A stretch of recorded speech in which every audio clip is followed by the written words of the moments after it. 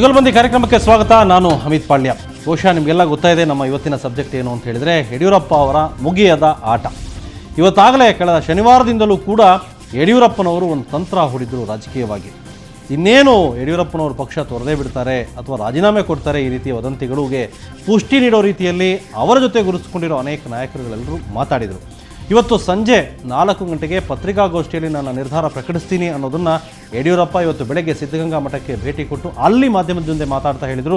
ಅಲ್ಲೇ ಅನಂತಕುಮಾರ್ ಮತ್ತು ಇನ್ನಿತರ ನಾಯಕರ ಬಗ್ಗೆ ಅವರು ಮಾತುಗಳನ್ನು ಆಡಿದರು. ಇವತ್ತು ಸಂಜೆ 4 ಗಂಟೆಗೆ ಪತ್ರಿಕಾಗೋಷ್ಠಿಯಲ್ಲೂ ಕೂಡ ಅವರು ಆಡಿದ ಮಾತುಗಳನ್ನು ನೀವೆಲ್ಲ ಕೇಳಿರ್ತೀರಿ. ಅದರ ನೇರ ಪ್ರಸಾರವನ್ನು ಸುವರ್ಣ ನ್ಯೂಸ್ ಬೆಳಗ್ಗೆಯಿಂದ ತೋರಿಸ್ತಾ ಇತ್ತು, ಏನೆಲ್ಲ ರಾಜಕೀಯ ಬೆಳವಣಿಗೆ ನಡೀತಾ ಇದೆ ಅನ್ನೋದನ್ನು. ಸಂಜೆ ಯಡಿಯೂರಪ್ಪನವರು ಕೂಡ ಅದೇ ಹೇಳಿದ್ದು, ನನ್ನ ನಿರ್ಧಾರವನ್ನು ತಾತ್ಕಾಲಿಕವಾಗಿ ಮುಂದೂಡಿದ್ದೀನಿ. ಅವರು ಮುಖ್ಯಮಂತ್ರಿ ಸದಾನಂದ ಗೌಡ, ಬಿಜೆಪಿ ರಾಜ್ಯಾಧ್ಯಕ್ಷ ಈಶ್ವರಪ್ಪ ಮತ್ತು ಕೇಂದ್ರದ ಅವರ ನಾಯಕ ಪ್ರಧಾನ ಕಾರ್ಯದರ್ಶಿ ಅನಂತಕುಮಾರ್ ಅವರನ್ನು ಗುರಿಯಾಗಿಟ್ಟುಕೊಂಡು ವಾಗ್ದಾಳಿಯನ್ನು ನಡೆಸಿದ್ರು ಇಡೀ ಪತ್ರಿಕಾಗೋಷ್ಠಿಯ ಉದ್ದಕ್ಕೂ. ಹಾಗಾದರೆ ಬಿಜೆಪಿಗೆ ನಾನು ಬೇಕೋ ಬೇಡೋ ಅನ್ನೋದನ್ನು ವರಿಷ್ಠರು ತೀರ್ಮಾನ ಮಾಡಲಿ ಅನ್ನೋ ಮಾತನ್ನು ಕೂಡ ಅವರು ಸ್ಪಷ್ಟವಾಗಿ ಹೇಳಿದರು. ಈ ಎಲ್ಲ ವಿಚಾರಗಳನ್ನು ಚರ್ಚೆ ಮಾಡೋದಕ್ಕೆ ನಮ್ಮ ಸ್ಟುಡಿಯೋದಲ್ಲಿ ಗಣ್ಯ ಅತಿಥಿಗಳಿದ್ದಾರೆ. ಅದನ್ನೆಲ್ಲವನ್ನ ಮಾತಾಡೋಣ. ಜೊತೆಗೆ ಯಡಿಯೂರಪ್ಪ ಏನು ಹೇಳಿದರು, ಇವತ್ತು ಯಡಿಯೂರಪ್ಪ ಬಣದಲ್ಲಿ ಗುರುತಿಸಿಕೊಂಡಿರೋ ನಾಯಕರುಗಳು ಏನೆಲ್ಲ ಮಾತಾಡಿದರು, ಈಶ್ವರಪ್ಪ ಏನು ಹೇಳಿದರು, ಇದೆಲ್ಲವನ್ನ ಮತ್ತೊಮ್ಮೆ ನಿಮ್ಮ ಮುಂದೆ ಇಡ್ತೀವಿ, ನಂತರ ಚರ್ಚೆ ಮಾಡ್ತೀವಿ.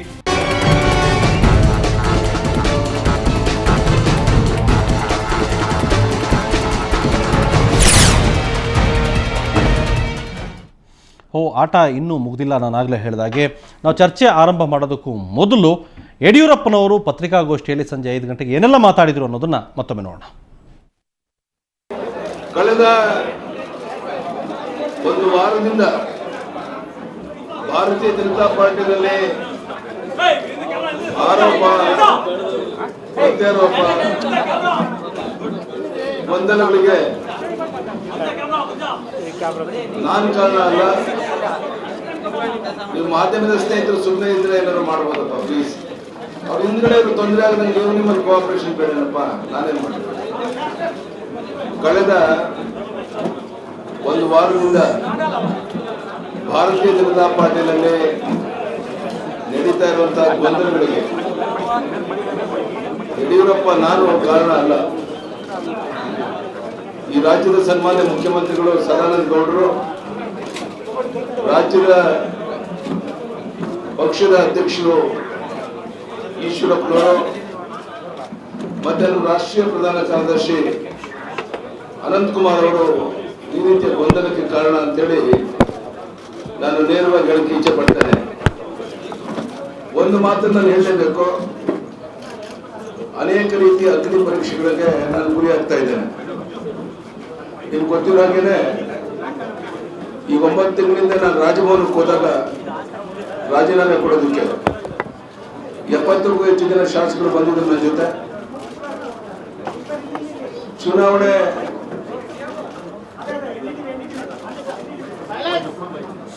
ಮಧ್ಯದಲ್ಲಿ ಚಿತ್ರದುರ್ಗ, ಉಡುಪಿ, ಚಿಕ್ಕಮಗಳೂರು ಚುನಾವಣೆಯಲ್ಲಿ ನಾವು ದೊಡ್ಡ ಒಂದು ಸೋಲನ್ನು ಅನುಭವಿಸಬೇಕಾಯಿತು. ಆ ಸಂದರ್ಭದಲ್ಲಿ ನೈತಿಕ ಹೊಣೆಯನ್ನು ಒತ್ತಿ ಸನ್ಮಾನ್ಯ ಮುಖ್ಯಮಂತ್ರಿಗಳು ಅವರೇ ಪ್ರಯತ್ನಿಸ್ತಾ ಇದ್ದ ಕ್ಷೇತ್ರದಲ್ಲಿ ಹಿನ್ನಡೆ ಆದಾಗ ರಾಜೀನಾಮೆ ಕೊಡಬೇಕಾಗಿತ್ತು. ಆ ಕೆಲಸವನ್ನು ಮಾಡಲಿಲ್ಲ. ಇವತ್ತು ಯಾವ 70 ಜನ ಶಾಸಕರು ರಾಜೀನಾಮೆ ಕೊಡೋ ಸಂದರ್ಭದಲ್ಲಿ ಜೊತೆಗಿದ್ರು, ಸದಾನಂದ ಗೌಡ ಮುಖ್ಯಮಂತ್ರಿಗಳು ಆಗಿ 9 ತಿಂಗಳು ಆದ್ಮೇಲೂ ಸಹ ಅದೇ ಶಾಸಕರು, ಅದೇ ಸಂಸತ್ ಸದಸ್ಯರು ಇವತ್ತು ಬೆಂಬಲಿಗರಾಗಿ ನನ್ನ ಜೊತೆ ನಿಂತಿರುವಂತಹದ್ದು ನನಗೆ ತುಂಬಾ ಆನೆಯ ಬಲ, ಒಂದು ರೀತಿ ಧೈರ್ಯ ಬಂದಿದೆ. ನನ್ನ ಬೆಂಬಲಿಗರಾಗಿ ನಿಂತ ಶಾಸಕರಿಗೆ, ಸಂಸತ್ ಸದಸ್ಯರಿಗೆ ಈ ಸಂದರ್ಭದಲ್ಲಿ ಅಭಿನಂದನೆಯನ್ನು ಸಲ್ಲಿಸ್ತೇನೆ. ಇವತ್ತು ಸಹ 40 ಜನ ಶಾಸಕರು ಲಿಖಿತ ಮೂಲಕ ಅವರ ಶಾಸಕತ್ವಕ್ಕೆ ರಾಜೀನಾಮೆಯನ್ನು ಕೊಟ್ಟು ಸ್ಪೀಕರ್ಗೆ ಅಡ್ರೆಸ್ ಮಾಡಿ, ಯಾವುದೇ ಸಂದರ್ಭದಲ್ಲಿ ನೀವು ರಾಜೀನಾಮೆಯನ್ನು ಸ್ಪೀಕರ್ ಕೊಡಬಹುದು, ನಾವು ಬಂದು ಸ್ಪೀಕರ್ ಅನ್ನು ಕಾಣ್ತೇವೆ, ನಿಮ್ಮ ಹಿಂದೆ ನಾವು ನಿಲ್ತೇವೆ, ನೀವು ತಗೊಳ್ಳುವಂತ ಯಾವುದೇ ನಿರ್ಧಾರಕ್ಕೆ ನಾವು ಬದ್ಧರಾಗಿದ್ದೇವೆ ಅಂತೇಳಿ 40 ಜನ ಶಾಸಕರು ಜೊತೆಗೆ ಈಗ 10 ರಿಂದ 12 ಜನ ದೂರವಾಣಿ ಮೂಲಕ ಸಂಪರ್ಕ ಮಾಡ್ತಾ ಇದ್ದಾರೆ. ಒಟ್ಟು 52-53 ಜನ ನೀವು ಯಾವುದೇ ನಿರ್ಧಾರವನ್ನು ತಗೊಳ್ಳಿ, ನಾವು ನಿಮ್ಮ ಜೊತೆಗೆ ಇರ್ತೇವೆ, ಈ ಭರವಸೆಯ ಮಾತನ್ನ ಹೇಳಿದ್ದಾರೆ. ಮತ್ತಿವತ್ತು ಆ ರೀತಿ ಒಕ್ಕೂರಿನ ಒಂದು ನಿರ್ಧಾರವನ್ನು ಮಾಡಿ ಒಂದು ರೆಸಲ್ಯೂಷನ್ ಸಹ ಮಾಡಿರುವಂತಹದ್ದು ನಿಮ್ಮ ಗಮನಕ್ಕೆ ತರಕ್ಕೆ ನಾನು ಇಚ್ಛೆ ಪಡ್ತೇನೆ. ಇವತ್ತು ನಮ್ಮ ಅನೇಕ ಜನ ರಾಜ್ಯದ ಪಕ್ಷದ ಬಗ್ಗೆ ಅಭಿಮಾನ ಇಟ್ಟಿರುವಂತಹ ಹಿರಿಯರು, ಮಠಾಧಿಪತಿಗಳು, ರಾಜಕೀಯ ಕ್ಷೇತ್ರದಲ್ಲಿ ತಮ್ಮದೇ ಆದಂತಹ ಒಂದು ಸ್ಥಾನಮಾನ ಹೊಂದಿರುವಂತಹ ಅನೇಕ ಹಿರಿಯರು ನನ್ನನ್ನು ಸಂಪರ್ಕ ಮಾಡಿ ಯಾವುದೇ ಕಾರಣಕ್ಕೆ ರಾಜ್ಯದ ಹಿತ ಕಣ್ಮುಂದೆ ಇಟ್ಕೊಂಡು ಚಿಂತನೆಯನ್ನು ಮಾಡಿ, ನೀವೇ ಕಟ್ಟಿದಂತ ಈ ಪಕ್ಷ ನೀವು ಕೈ ಬಿಟ್ರೆ ಅನಾಥಾವತ್ತ ಸಂದರ್ಭ ಬರ್ತದೆ, ಅವಕಾಶ ಕೊಡಬೇಡಿ, ಈ ಮಾತನ್ನು ಅನೇಕ ಜನ ಒತ್ತಾಯಪೂರ್ವಕವಾಗಿ ಹೇಳಿದ್ದಾರೆ. ಈಗ 1.5 ಗಂಟೆ ಹಿಂದೆ ಅರುಣ್ ಜೇಟ್ಲಿ ಅವರು ಸಹ ನನ್ನ ಜೊತೆ ಸಂಪರ್ಕದಲ್ಲಿದ್ದರು. ಅವರು ಹೇಳಿದ್ರು, ನಾವು ದೃಢವಾದ ಒಂದು ನಿರ್ಧಾರವನ್ನು ತಗೊಳ್ತೇವೆ, ಇವತ್ತು ಯಾವುದೇ ನಿಮ್ಮ ತೀರ್ಮಾನದ ಘೋಷಣೆಯನ್ನ ಮಾಡಬೇಡಿ ಅನ್ನುವಂತ ಮಾತನ್ನು ಹೇಳಿದ್ರು.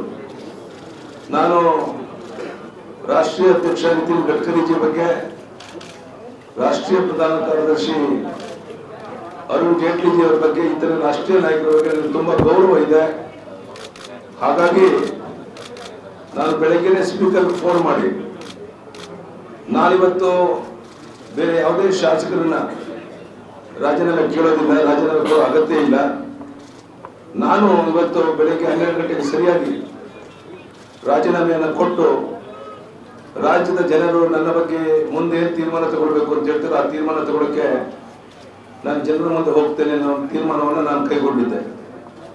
ಆದರೆ ನಮ್ಮ ಶಾಸಕರು, ನಮ್ಮ ಸಂಸತ್ ಸದಸ್ಯರು, ನಾಡಿನ ಹಿರಿಯರು, ಮಠಾಧಿಪತಿಗಳು, ಅರುಣ್ ಜೇಟ್ಲಿ ಅವರಂತವರು ಎಲ್ಲರ ಕೇಳಿದ ಮೇಲೆ ನಾನು ನನ್ನ ಸ್ಥಾನಕ್ಕೆ ರಾಜೀನಾಮೆ ಕೊಡೋದನ್ನ ತಾತ್ಕಾಲಿಕವಾಗಿ ಮುಂದೂಡಿದ್ದೇನೆ ಅಷ್ಟೇ. ಏನಾಗಿದೆ, ರಾಜಕಾರಣ ಅಂದ್ರೆ ಒಂದು ಬ್ಲ್ಯಾಕ್ ಮೇಲ್ ತಂತ್ರ ಆಗೋಗಿದೆ. ಏನಾದ್ರು ಬೆದರಿಸೋದು, ಏನಾದ್ರು ಲಾಭ ಮಾಡ್ಕೊಳ್ಳುವಂಥದ್ದು. ನಾನು ಆ ಒಂದು ಸಾಲಿಗೆ ಸೇರಿದವನಲ್ಲ. ನಾನೇನು ರಾಷ್ಟ್ರೀಯ ಅಧ್ಯಕ್ಷರ ಮುಂದೆ ಮುಖ್ಯಮಂತ್ರಿ ಆಗ್ಬೇಕು ಅಂತ ಅಪೇಕ್ಷೆಯನ್ನು ವ್ಯಕ್ತಪಡಿಸಿಲ್ಲ, ರಾಜ್ಯದ ಅಧ್ಯಕ್ಷರಾಗಬೇಕು ಅಂತ ನಾನೇನು ಅಪೇಕ್ಷೆಯನ್ನು ಇಟ್ಟಿಲ್ಲ. ನಾನು ಹೇಳಿರುವಂತಹ ಎರಡೇ ಮಾತು. ಒಬ್ಬ ರಾಜ್ಯದ ಅಧ್ಯಕ್ಷರು, ಒಬ್ಬ ರಾಜ್ಯದ ಮುಖ್ಯಮಂತ್ರಿ ಅವರ ಸಚಿವ ಸಂಪುಟದ 6 ಸದಸ್ಯರಿಗೆ ಅಪಮಾನ ಆಗೋ ರೀತಿ 40 ವರ್ಷ ಬೆವರು ಸುರಿಸಿ ಕಟ್ಟಿ ಪಾರ್ಟಿ ಕಟ್ಟಿದಂತ ಯಡಿಯೂರಪ್ಪರಿಗೆ ಅಪಮಾನ ಮಾಡೋ ರೀತಿ ನೀವು ಪತ್ರ ಬರೆದಿದ್ದೀರ. ಉದ್ದೇಶಪೂರ್ವಕವಾಗಿ ಇತ್ತೀಚೆಗೆ ಅದನ್ನು ಮಾಧ್ಯಮಕ್ಕೆ ಬಿಡುಗಡೆ ನೀವು ಮಾಡಿದ್ದೀರ. ನಮ್ಮ ಸುಮಾರು 40 ಜನ ಶಾಸಕರು ಸದಾನಂದ ಗೌಡರನ್ನ, ಈ ರಾಜ್ಯದ ಮುಖ್ಯಮಂತ್ರಿಗಳನ್ನ ಏನ್ ಕೇಳಿದ್ರು, ನಮ್ಮ ನೋವು ನಲಿವುಗಳು ಬಹಳಷ್ಟಿದೆ, ನಮ್ಮ ಕ್ಷೇತ್ರಗಳಲ್ಲಿ ಕೆಲಸ ಕಾರ್ಯ ಆಗ್ತಾ ಇಲ್ಲ, ಮಲತಾಯಿ ಧೋರಣೆ ಆಗ್ತಾ ಇದೆ, ನೀವು ಬರೆದಿರುವಂತಹ ಪತ್ರದಿಂದ ರಾಜ್ಯದಲ್ಲಿ ಜನತೆಯಲ್ಲಿ ಸಾಕಷ್ಟು ಗೊಂದಲ ಉಂಟಾಗಿದೆ, ಈ ಬಗ್ಗೆ ಚರ್ಚೆ ಮಾಡೋಕ್ಕೆ ಶಾಸಕರ ಪಕ್ಷ ಸಭೆಯನ್ನು ಕರೀಬೇಕು ಅಂತ ಹೇಳಿದ್ರು. ಬಹುಶಃ ಯಾವುದೇ ಜವಾಬ್ದಾರಿ ಒಬ್ಬ ಮುಖ್ಯಮಂತ್ರಿ ಆಗಿದ್ರೆ 24 ಗಂಟೆಯಲ್ಲಿ ಶಾಸಕ ಪಕ್ಷದ ಸಭೆಯನ್ನು ಕರೆದು ವಾಸ್ತವಿಕ ಸ್ಥಿತಿಯನ್ನು ಮನವರಿಕೆ ಮಾಡಿಕೊಳ್ಳುವಂತ ಪ್ರಾಮಾಣಿಕ ಪ್ರಯತ್ನ ಈ ರಾಜ್ಯದ ಮುಖ್ಯಮಂತ್ರಿ ಮಾಡಬೇಕಾಗಿತ್ತು. ನಿಮಗೆ ಗೊತ್ತಿದೆ, ಅವರಿಗೆ ಅಧಿಕಾರಕ್ಕೆ ಬಂದಾಗಲಿಂದ ಇವತ್ತಿನವರೆಗೆ ಒಂದು ಶಾಸಕಾಂಗ ಪಕ್ಷದ ಸಭೆಯನ್ನು ಕರೆದಿಲ್ಲ. ಇದು ಬೇಜವಾಬ್ದಾರಿತನದ ಪರಮಾವಧಿ ಅನ್ನೋದು ಅರಿವು ಇರಬೇಕಾಗಿತ್ತು. ಶಾಸಕರು ಒತ್ತಾಯ ಮಾಡಿದಾಗಲಾದ್ರೂ ಈ ಕೆಲಸವನ್ನ ಮಾಡಬೇಕಾಗಿತ್ತು. ನಾನು ಒಂದು ಮಾತನ್ನು ಹೇಳ್ತೇನೆ, ಜವಾಬ್ದಾರಿಯಿಂದ ಕಳೆದ 16 ವರ್ಷಗಳಿಂದ ನಮ್ಮ ಕೇಂದ್ರದಲ್ಲಿ ಸಚಿವರಾಗಿದ್ದಂತ, ಕೇಂದ್ರದ ಪ್ರಧಾನ ಕಾರ್ಯದರ್ಶಿಗಳಾದಂತ ಅನಂತ್ ಕುಮಾರ್ ಅವರು, ಅವರಿಗೆ ಕರ್ನಾಟಕ ರಾಜ್ಯದ ಅಭಿವೃದ್ಧಿ ಅಲ್ಲ ಮುಖ್ಯ ಅಲ್ಲ, ಕರ್ನಾಟಕ ರಾಜ್ಯದಲ್ಲಿ ಸುಸೂತ್ರವಾಗಿ ಸರ್ಕಾರ ಮುಂದುವರ್ಕೊಂಡು ಹೋಗಬೇಕು ಅನ್ನೋದು ಮುಖ್ಯ ಅಲ್ಲ. ಹೇಗಾದ್ರೂ ಮಾಡಿ ಕರ್ನಾಟಕ ರಾಜ್ಯದಲ್ಲಿ ಮುಖ್ಯಮಂತ್ರಿ ಆಗಬೇಕು. ನಾನು ಅನಂತ್ ಕುಮಾರ್ ಅವ್ರಿಗೆ ಹೇಳ್ತೇನೆ, ನೀವು ಮುಖ್ಯಮಂತ್ರಿ ಆಗಬೇಕು ಅಂತಿದ್ರೆ ನನ್ನ ಬದಲಿಗೆ ನೀವೇ ಚುನಾವಣೆ ನಿಲ್ಬೋದಾಗಿತ್ತು. 4 ವರ್ಷದ ಹಿಂದೆ ನಿಮ್ಮ ನಾಯಕತ್ವದಲ್ಲಿ ಚುನಾವಣೆ ನಡೆಸಬಹುದಾಗಿತ್ತು, ಅಥವಾ 1 ವರ್ಷ ಆದ್ಮೇಲೆ ನಿಮ್ಮ ನಾಯಕತ್ವದಲ್ಲಿ ಚುನಾವಣೆ ನಡೆಸಿ ಬಹುಮತ ತಗೊಳ್ಳಿ ಮುಖ್ಯಮಂತ್ರಿ ಆಗಿ ನಂದೇನು ಅಭ್ಯಂತರ ಇಲ್ಲ. ಆದರೆ ಲಾಲ್ ಕೃಷ್ಣ ಅದ್ವಾನಿ, ಅಟಲ್ ಬಿಹಾರಿ ವಾಜಪೇಯಿ ನಮ್ಮ ಪಕ್ಷದ 2 ಕಂಡಿದ್ದಂತೆ. ಅವ್ರ ಬಗ್ಗೆ ನಮ್ಗೆ ತುಂಬಾ ಗೌರವ ಇದೆ. ನಿತ್ಯ ನೀವು ಡೆಲ್ಲಿಲಿ ಇರ್ತೀರ, ಯಾವ ಲಾಲ್ಕೃಷ್ಣ ಅದ್ವಾನಿಯವರು ನಮಗೆ ಇಷ್ಟೊಂದು ಗೌರವವನ್ನು ಇಟ್ಕೊಂಡಿದ್ರು, ಅವ್ರಿಗೆ ಇಲ್ಲ ಸಲ್ಲದ ಸುಳ್ಳು ಮಾಹಿತಿಗಳನ್ನು ಕೊಡೋದ್ರ ಮೂಲಕ ಅವರ ಮನಸ್ಸನ್ನು ಕೆಡಿಸುವಂತ ಒಂದು ಪ್ರಯತ್ನವನ್ನೇ ಇವರು ಅನಂತಕುಮಾರ್ ಅವರು ಮಾಡ್ತಾ ಇದ್ದಾರೆ. ಇದು ನಿಮಗೆ ಶೋಭೆ ತರುವಂತದ್ದಲ್ಲ ಅನ್ನೋ ಮಾತನ್ನು ಈ ಸಂದರ್ಭದಲ್ಲಿ ನಾನು ಬಹಳ ಜವಾಬ್ದಾರಿಯಿಂದ ನಾನು ಹೇಳಕ್ಕೆ ಇಚ್ಛೆ ಪಡ್ತೇನೆ. ನಿಮ್ಗೆ ಗೊತ್ತಿರ್ಬೋದು,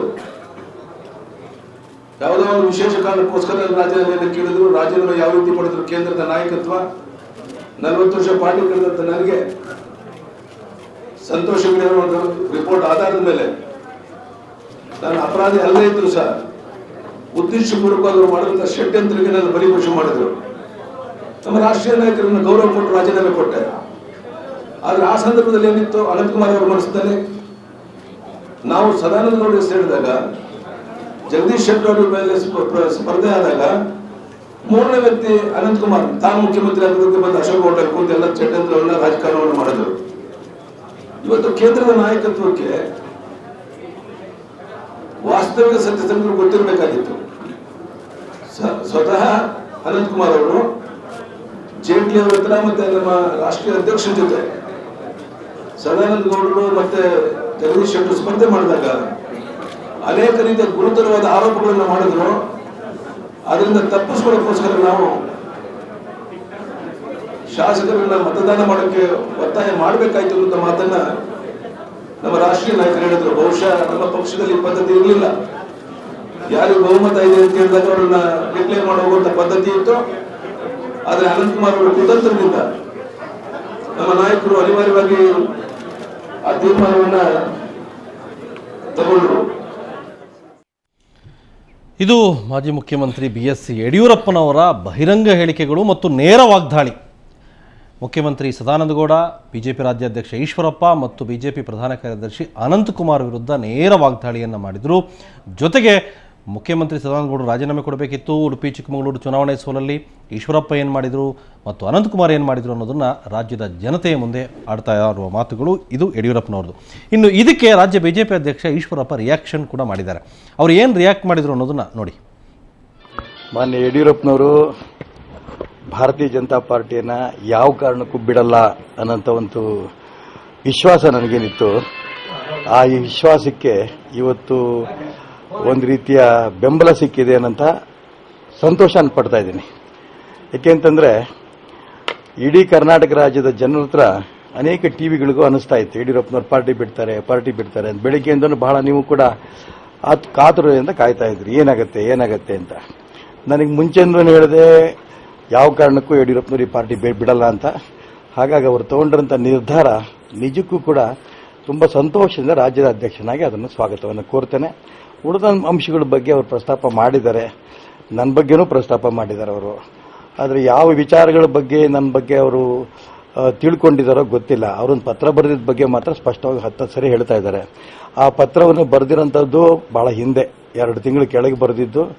ಆ 2 ತಿಂಗಳ ಕೆಳಗೆ ಬರೆದಂತಹ ಸಂದರ್ಭದಲ್ಲಿ ಪತ್ರಿಕೆಗಳು ಆಗಲೂ ಕೂಡ ಬಂದಿತ್ತು, ಈಗಲೂ ಕೂಡ ಪತ್ರಿಕೆಗಳಲ್ಲಿ ಬಂದಿದೆ. ಅದ್ರ ಬಗ್ಗೆ ಬಹಳ ಮಹತ್ವವನ್ನು ನಾನು ಕೊಡೋಕೆ ಇಷ್ಟಪಡಲ್ಲ. ಏನು ನಡೆದಿತ್ತು ಅನ್ನೋಂಥ ಅಂಶಗಳ ಬಗ್ಗೆನೂ ಕೂಡ ಯಡಿಯೂರಪ್ಪನವ್ರ ಹತ್ರ ನಿನ್ನೆ ಕೂಡ ನಾನು ಚರ್ಚೆ ಮಾಡ್ಕೊಂಡು ಬಂದಿದ್ದೇನೆ. ಹಾಗಾಗಿ ಇದೆಲ್ಲದೂ ಕೂಡ ನನಗೆ ಅವ್ರು ಏನೇ ಮುಂಚೆಂದು ನಾನು ಹೇಳ್ತಾ ಇದ್ದೀನಿ, ನನ್ನ ಬಗ್ಗೆ ಅವ್ರು ಏನೇ ಆಪಾದನೆ ಮಾಡಿದ್ರು ಕೂಡ ಅದನ್ನು ನಾನು ಆಶೀರ್ವಾದ ಅಂತ ಸ್ವೀಕಾರ ಮಾಡ್ತಾ ಇದ್ದೇನೆ, ಹಿರಿಯರವರು. ಹಾಗಾಗಿ ಇವತ್ತು ಅವರು ಮಾಡಿರೋಂಥ ಅಂಶವನ್ನು ಇವತ್ತಿಲ್ಲ ನಾಳೆ ಅವರು ನಾನು ಯಾವುದೇ ತಪ್ಪು ಮಾಡಿಲ್ಲ ಅಂತ ಅಂಶವನ್ನು ಅವ್ರ ಬಾಯಲ್ಲೇ ಬರುತ್ತೆ, ಆ ವಿಶ್ವಾಸ ನನಗಿದೆ. ಒಟ್ಟಾರೆ ಭಾರತೀಯ ಜನತಾ ಪಾರ್ಟಿಗೆ ಕರ್ನಾಟಕ ರಾಜ್ಯದ ಇಡೀ ರಾಜ್ಯದ ಕಾರ್ಯಕರ್ತರು ಇವತ್ತು ತುಂಬ ಸಂತೋಷ ಪಡುವಂಥ ದಿನ ಅಂತ ನಾನು ಭಾವಿಸ್ತೇನೆ. ಯಾಕೆಂದರೆ ಕರ್ನಾಟಕ ರಾಜ್ಯದಲ್ಲಿ ಒಂದು ರೀತಿಯ ರೈತ ನಾಯಕರಾಗಿ ಹೊರಗೆ ಬಂದವರು ಅವರು ಯಡಿಯೂರಪ್ಪನವರು ಭಾರತೀಯ ಜನತಾ ಪಾರ್ಟಿ ಬಿಟ್ಟು ಹೊರಗೆ ಬರಬೇಕು ಅನ್ನೋಂಥ ಅನೇಕ ಅಂಶಗಳನ್ನು ಕಾಂಗ್ರೆಸ್ನವರು JDSನವರು ಕಾಯ್ತಾ ಇದ್ರು. ಆದರೆ ಇವತ್ತು ಅವರು ತಗೊಂಡಿರೋಂಥ ನಿರ್ಣಯ ಬಹಳ ಜನಕ್ಕೆ ನಿರಾಶೆ ಆಗಿದೆ. ನಾನು ತುಂಬ ಸಂತೋಷದಿಂದ ಇವತ್ತು ಹೇಳಕ್ಕೆ ಇಷ್ಟಪಡ್ತೇನೆ. ಬರುವಂಥ ದಿನ ಯಡಿಯೂರಪ್ಪನವ್ರ ಮನಸ್ಸಿನಲ್ಲಿ ಇನ್ಯಾವ್ಯಾವ ಅನುಮಾನಗಳಿದೆ ಅವ್ರ ಹತ್ರ ಒಟ್ಟಿಗೆ ಕೂತು ಚರ್ಚೆ ಮಾಡಿ ಎಲ್ಲ ಅನುಮಾನಗಳನ್ನ ಕೂಡ ದೂರ ಮಾಡಿ ಭಾರತೀಯ ಜನತಾ ಪಾರ್ಟಿ ಮುಂದಿನ ದಿನಗಳಲ್ಲಿ ಮತ್ತೆ ಏಕತೆಯಿಂದ ಮುನ್ನುಗ್ತೇವೆ. ಈಗೇನು ಸಣ್ಣ ಪುಟ್ಟ ಗೊಂದಲಗಳಿದೆ ಅದನ್ನು ನಿವಾರಣೆ ಮಾಡಿಕೊಂಡು ಬರುವಂಥ ದಿನ, ನನಗಾಗಲೇ ಅನೇಕ ವರ್ಷಗಳಿಂದ ನಮ್ಮೆಲ್ಲ ಹಿರಿಯರ ಅಪೇಕ್ಷೆ ಇದೆ, ಒಂದು 150 ಜನ ಶಾಸಕರು ಈ ರಾಜ್ಯದಲ್ಲಿ ಸ್ವಲ್ಪ ಪ್ರಾಮಾಣಿಕವಾಗಿ ಗೊಂದಲ ಇಲ್ಲದೇನೆ ಆಡಳಿತವನ್ನು ನಡೆಸಬೇಕು, ಅಭಿವೃದ್ಧಿ ಕೆಲಸಗಳನ್ನು ಮಾಡಬೇಕು ಅನ್ನೋಂಥ ಅಪೇಕ್ಷೆ ಇದೆ. ಆ ರೀತಿಯ ಒಳ್ಳೆ ಶಾಸಕರನ್ನ ನಾವು ಮುಂದಿನ ವಿಧಾನಸಭಾ ಚುನಾವಣೆಯಲ್ಲಿ ಗೆಲ್ಲಿಸ್ಕೋತೇವೆ. ಮುಂದಿನ 5 ವರ್ಷ ಈಗೇನು 60 ವರ್ಷದಲ್ಲಿ ಆಗದೇ ಇರೋ ಕೆಲಸ ಈ 4 ವರ್ಷ ಆಗಿದೆ ಯಡಿಯೂರಪ್ಪ ಮತ್ತು ಸದಾನಂದ ಗೌಡರ ನೇತೃತ್ವದಲ್ಲಿ. ಅದೇ ರೀತಿ ಈ ವರ್ಷ ಪೂರ್ಣ ಈ ಒಂದು ಪಕ್ಷದ ಭಾರತೀಯ ಜನತಾ ಪಾರ್ಟಿ ಸರ್ಕಾರ ಪೂರ್ಣಾವಧಿ ಈ ರಾಜ್ಯದಲ್ಲಿ ಇರುತ್ತೆ. ಮುಂದಿನ ಸರ್ಕಾರ ಕೂಡ ಭಾರತೀಯ ಜನತಾ ಪಾರ್ಟಿ ಸರ್ಕಾರ ಬರುತ್ತೆ ಅನ್ನೋ ವಿಶ್ವಾಸ ನನಗಿದೆ. ತಾತ್ಕಾಲಿಕ ಅನ್ಸಲ್ವಾ? ಅವರು ತಾತ್ಕಾಲಿಕ ನಿರ್ಧಾರ ಮಾತ್ರ ಪ್ರಕಟ ಮಾಡಿದ್ರು. ಅವಾಗೊಂದ್ಸರಿ ಹಿಂಗನ್ಸರಿ ಅಂತಿರ್ತಾರ ಅವರು. ಯಾವಾಗಲೂ ಕೂಡ ನಾನು ಹೇಳ್ತೀನಲ್ಲ, ಅವ್ರ ಮನಸ್ಸಲ್ಲಿರುವಂತ ನೋವನ್ನ ಯಾವ ರೀತಿ ಪ್ರಕಟಿಸಬೇಕು. ನಾನೇ ಆ ರೀತಿ ಸಿಬಿಐ ತನಿಖೆಗಾಗಿದ್ರೆ ಏನಾಗ್ತಿದ್ದೆ. ಅವರು ಸ್ವಲ್ಪ ಗಟ್ಟಿ ಮನುಷ್ಯರಾಗಿರೋದ್ರಿಂದ ಈ ಒಂದು ಮುಖ್ಯಮಂತ್ರಿ ಸ್ಥಾನ ಹೋದ ನಂತರ ಸಿಬಿಐ ತನಿಖೆ ಆದರೂ ಕೂಡ ಈ ರೀತಿ ಕೆಲವು ಗೊಂದಲದಲ್ಲಿ ಸಿಕ್ಕೊಳ್ಳೋದಕ್ಕೆ ನಾನು ಯಾವುದೇ ಕಾರಣಕ್ಕೂ ನಮ್ಮ ಮೇಲೆ ಆಪಾದನೆ ಮಾಡಿದ್ದಕ್ಕೂ ಕೂಡ ನನಗೇನು ಅನ್ಸಲ್ಲ. ಆದರೆ ಅವ್ರ ಜೊತೆ ಕೂತು ಚರ್ಚೆ ಮಾಡಿ ಯಾವ ಅಂಶಗಳನ್ನ ನನ್ನ ಬಗ್ಗೆ ಅವ್ರು ತಪ್ಪು ತಿಳ್ಕೊಂಡಿದ್ದಾರೋ ಅದನ್ನು ಅವರು ಪರಿಹಾರ ಮಾಡಿಸ್ತೇನೆ. ಇದು ಮಾಜಿ ಮುಖ್ಯಮಂತ್ರಿ ಯಡಿಯೂರಪ್ಪನವರ ಮಾತಿಗೆ ಬಿಜೆಪಿ ರಾಜ್ಯಾಧ್ಯಕ್ಷ ಈಶ್ವರಪ್ಪನವರ ಉತ್ತರ. ಇದಕ್ಕೂ ಮೊದಲು ಯಡಿಯೂರಪ್ಪ ಬಣದಲ್ಲಿ ಗುರುತಿಸಿಕೊಂಡಿದ್ದ ಕೆಲವರು ಶಾಸಕರು ಮತ್ತು ಸಚಿವರು ಮಾತಾಡಿದರು. ಅದನ್ನು ಕೂಡ ನೋಡೋಣ ಚರ್ಚೆಗೆ ಮೊದಲು. ಅದಕ್ಕೂ ಮೊದಲು ಒಂದು ಚಿಕ್ಕ ಬ್ರೇಕ್.